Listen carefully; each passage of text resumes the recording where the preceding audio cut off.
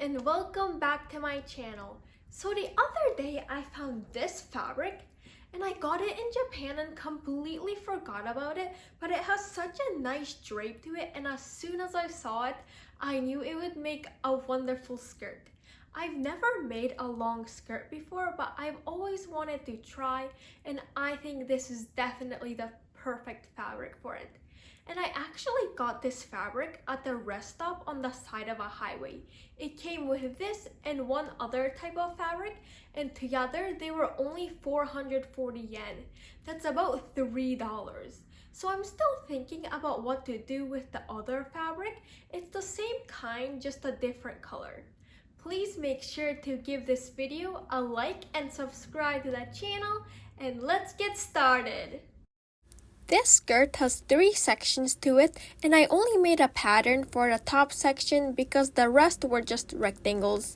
I wanted the top section to come to a point in the center front and center back, so I just made a trapezoid shape which I cut on the fold, making a point in the center. And I realized that it would be a lot easier to just make this piece extra long on top so that I can fold it into a waistband instead of cutting out a separate piece to attach to make a waistband. And I cut 2 of these, one for the front and one for the back. And for the middle section of the skirt, I made it about 46 centimeters long, with the width being the width of the fabric, and I used 2 of these. And for the bottom section, I think I made it about 20 centimeters long, again with the width being the width of the fabric, and I used 4 of these so that it can gather onto the section above. And for those rectangle pieces, I cut the notch in the fabric and ripped the fabric, which is much easier than cutting it and will ensure that the pieces are perfect rectangles. And then I pinned together the edges of the 4 bottom pieces to make one big loop. I also pinned together the edges of the middle section to make a loop with that as well. And since all of these edges were cut on the selvage, I didn't need to use French seams because there were no raw edges. But for the top section, I did use French seams to put their edges together because there would be raw edges if I didn't do that. Then I went to the basement to sew them all together.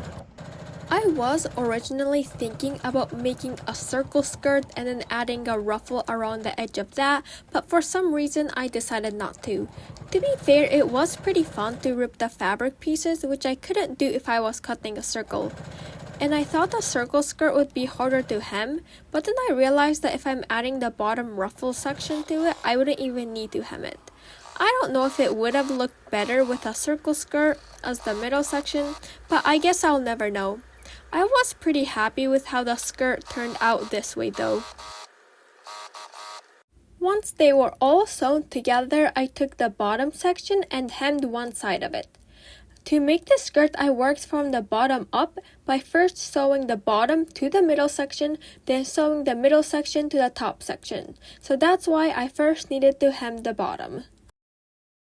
And for all the seams I made previously, I did make sure to press them open before continuing on. And once that was done, I put 2 parallel basting stitches along the unhemmed side. Since this was a pretty long piece, I did it in 4 sections, stopping and starting for each of the 4 sections that are sewn together. This makes it much easier to evenly gather and reduces the likelihood of the thread snapping as it is being gathered, because if the thread were to snap, we would have to put the basting stitches in all over again.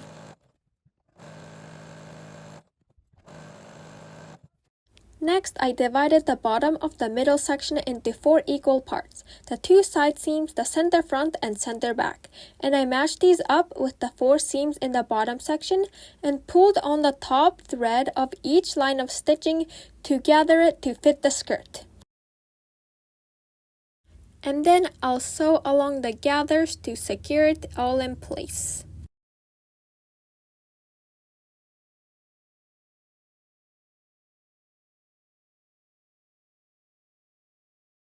And next, I was going to gather the middle section onto the top section, but I realized that since the top section doesn't go straight across, but rather has slants to it, if I were to just would gather it on, the skirt would become uneven along the bottom. So I used the pattern for the top piece to cut slants into the middle section along the center front and center back. After that, it was pretty much the same thing I did for the bottom section to gather the middle section onto the top, except that I did it in 2 parts instead of 4. I still matched up the center front and center back along with the 2 side seams to make sure that everything was properly distributed.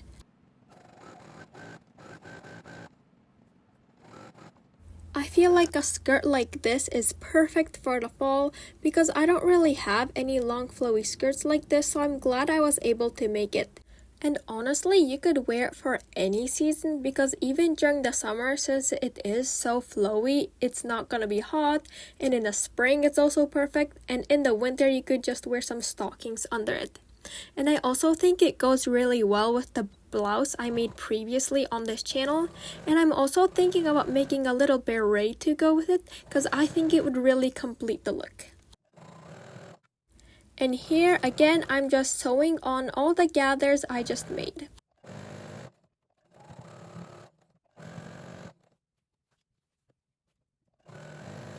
And now all the pieces are sewn together and I just needed to make the waistband.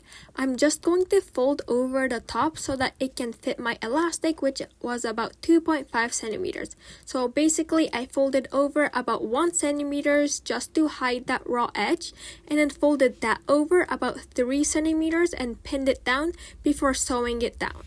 And I did make sure to measure all the way around to make sure that it is even all the way around. But I left a little bit open so that there would be room to thread the elastic through.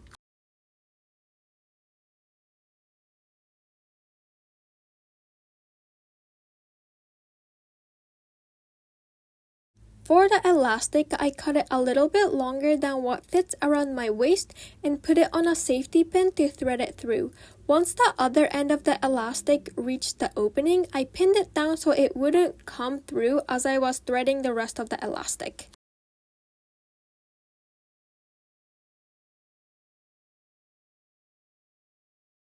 And then I took both ends of the elastic and sewed it together to connect it into a loop. And I also sewed the opening closed.